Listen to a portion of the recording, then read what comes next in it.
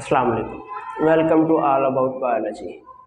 तो आज हम जिस चैप्टर को स्टार्ट करने जा रहे हैं वो है जी बायो एनर्जेटिक्स, जो कि एफएससी के हवाले से फर्स्ट ईयर में एक बहुत ही इम्पोर्टेंट चैप्टर है। और इसमें बहुत सारे क्वेश्चन जो पेपर पॉइंट ऑफ व्यू के हवाले से भी जो है वो बहुत ही इम्पोर्टेंट है और ट्रिकी क्वेश्चन है जो कि बच्चे हल करते हुए एग्ज़ाम में फंस जाते हैं। तो आपने पूरी कंसंट्रेट करना है इधर। मैं पूरी कोशिश करूंगा कि आपको आसान से आसान अल्फाज में समझा सकूं। तो चलिए स्टार्ट करते हैं चैप्टर बायो एनर्जेटिक्स और देखते हैं जी इसका एक ब्रीफ इंट्रोडक्शन। बायो एनर्जेटिक्स क्या है? बायो एनर्जेटिक्स बेसिकली एक फील्ड है बायोकेमिस्ट्री की, जिसमें हम किसको स्टडी करते हैं?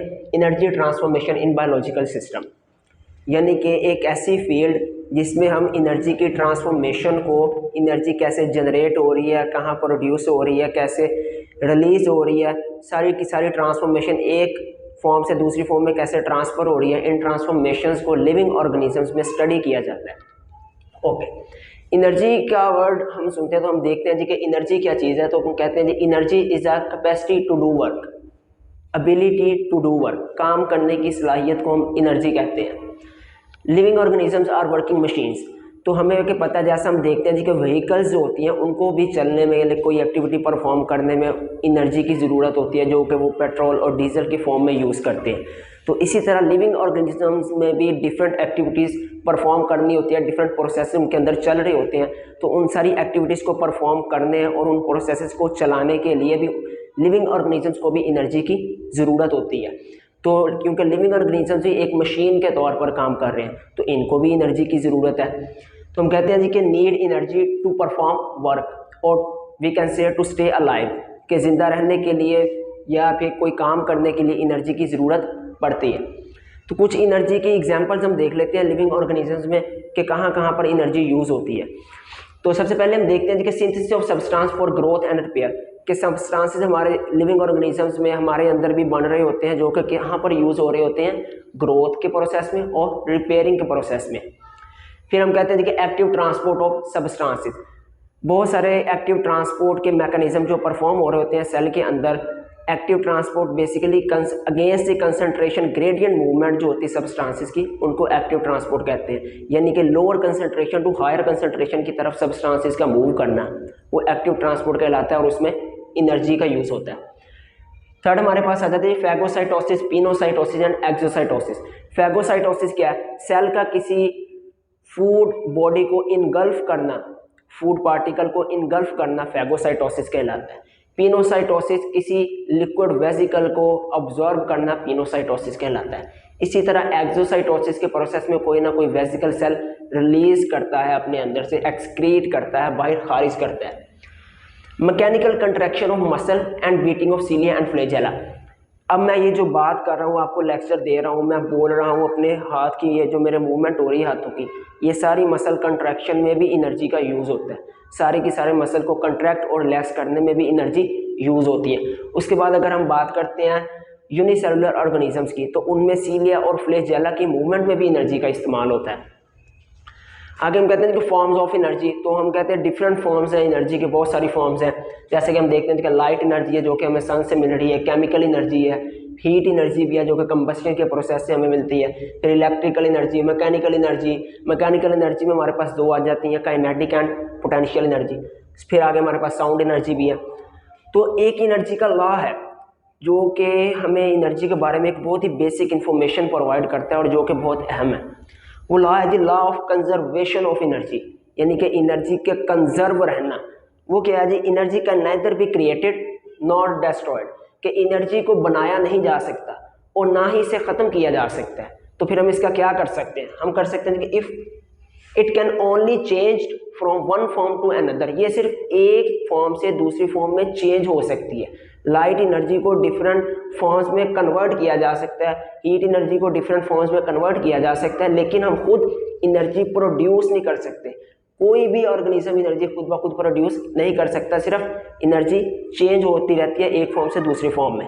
हम कह रहे थे कि living organisms are not able to create energy, क्योंकि हमें इस लॉ से पता चल गया कि कोई भी एनर्जी को बना नहीं सकता ना ख़त्म कर सकता है, तो इसलिए लिविंग ऑर्गेनिजम्स भी एनर्जी को क्रिएट नहीं कर सकते। तो फिर एनर्जी आती कहाँ से है? तो वो है जी कि life on earth is solar powered. Earth पर जितनी भी लाइफ है ज़िंदगी की तमाम एक्टिविटीज़, जो भी ये सारी एक्टिविटीज़ चल रही हैं, ज़िंदगी एक पूरी बनी हुई है, एक फूड चेन का पूरा एक सर्कल चल रहा है। ये सारी की सारी ज़िंदगी जो है ये सिर्फ किस बेस पर चल रही है? सोलर पावर, सूरज की एनर्जी की वजह से चल रही है, क्योंकि सूरज ही हमें लाइट एनर्जी प्रोवाइड करता है। उस लाइट एनर्जी को अगर डिफरेंट एनर्जी की फॉर्म्स में कन्वर्ट किया जाता है और फिर वहाँ से लाइफ की एक्टिविटीज़ का मैकेनिज्म सारे का सारा परफॉर्म होता है। ओके, अब हम चलते हैं एनर्जी सोर्स की तरफ। एनर्जी के सोर्सेज क्या क्या? तो उसमें हम कहते हैं कि energy existing in several forms but only 2 are suitable as energy source for living organisms, chemical and light energy. कि एनर्जी की बहुत सारी फॉर्म्स हैं, लेकिन उनमें सिर्फ 2 ऐसी फॉर्म्स हैं जो कि सूटेबल हैं ऑर्गेनिजम्स के लिए एक्टिविटीज़ परफॉर्म करने में।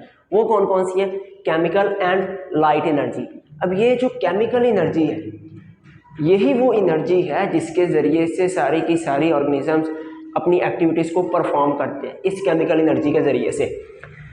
अब हम कहते हैं इस केमिकल एनर्जी को अगर हम देखें तो हम कहते हैं कि living organisms use chemical form of energy stored in food molecules like carbs, proteins and lipids. कि लिविंग ऑर्गेनिज्म जो है वो केमिकल एनर्जी को यूज़ करते हैं एक्टिविटीज़ परफॉर्म करने में, जो कि कहाँ पर स्टोर होती है? फूड मॉलिक्यूल्स के अंदर। किस शक्ल में? कार्बोहाइड्रेट्स की शक्ल में, प्रोटीन्स की शक्ल में, लिपिड्स की शक्ल में। तो जैसे ही ये केमिकल्स टूटेंगे तो इनकी ब्रेकेज से जो एनर्जी रिलीज होगी उस एनर्जी को यूज़ किया जाता है अपने प्रोसेस को ग्रोथ में, रिपेयरिंग में, और सीलिया और फ्लैजेला के मूवमेंट में, और मसल कॉन्ट्रैक्शन में, और नर्व इम्पल्स भेजने में। ये सारी की सारी एक्टिविटीज़ जो है केमिकल एनर्जी से ही परफॉर्म की जाती है। तो लाइट एनर्जी के बारे में अगर हम बात करें तो लाइट एनर्जी क्या है? Not use directly. इसे लिविंग ऑर्गेनिजम्स डायरेक्टली यूज़ नहीं कर सकते। लिविंग ऑर्गेनिज्म सिर्फ यूज़ कर सकते हैं केमिकल एनर्जी को। तो लाइट एनर्जी को पहले कन्वर्ट किया जाता है केमिकल एनर्जी में। तो अब हम देखते हैं, अगर हमारे पास यहाँ पर सूरज है तो सूरज से हमारे पास लाइट एनर्जी आ रही है, उस लाइट एनर्जी को कैप्चर किया जाता है और फिर उसे केमिकल एनर्जी में कन्वर्ट किया जाता है, और फिर उस केमिकल एनर्जी को यूज़ किया जाता है एक्टिविटीज़ को परफॉर्म करने में। तो लाइट एनर्जी कन्वर्ट हो रही है केमिकल एनर्जी में, जो कि एक यूजेबल फॉर्म है एनर्जी की लिविंग ऑर्गेनिजम्स के लिए।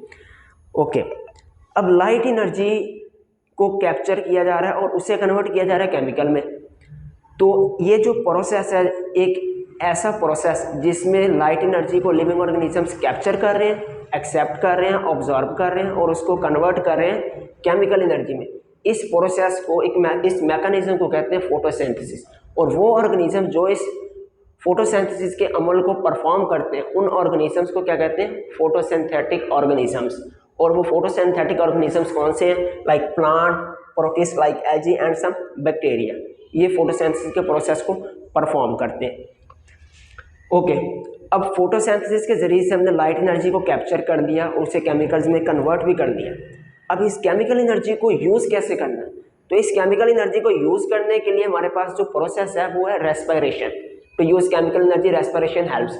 रेस्पिरेशन एक ऐसा प्रोसेस है जिसमें जो केमिकल्स बन चुके होते हैं फोटोसिंथेसिस के ज़रिए से, उन केमिकल्स को, उन बॉन्ड्स को तोड़ के एनर्जी जो है वो रिलीज़ होती है और फिर वो एनर्जी यूज़ होती है एक्टिविटीज़ को परफॉर्म करने में। तो respiration occur in all types of organisms while photosynthesis occur in plants, protist, algae and some bacteria. तो हमें इस यहाँ से एक बात तो क्लियर होगी कि जितने भी ऑर्गेनिजम्स हैं ये सारे के सारे डिपेंड करते हैं फोटोसिंथेटिक ऑर्गेनिजम्स पर। ओके, खुराक के लिए, क्योंकि हम फोटोसिंथेटिक ऑर्गेनिजम्स के बगैर हम फूड नहीं हमें हासिल होगी। तो जब हमें फूड नहीं होगी तो हम सर्वाइव नहीं कर पाएंगे।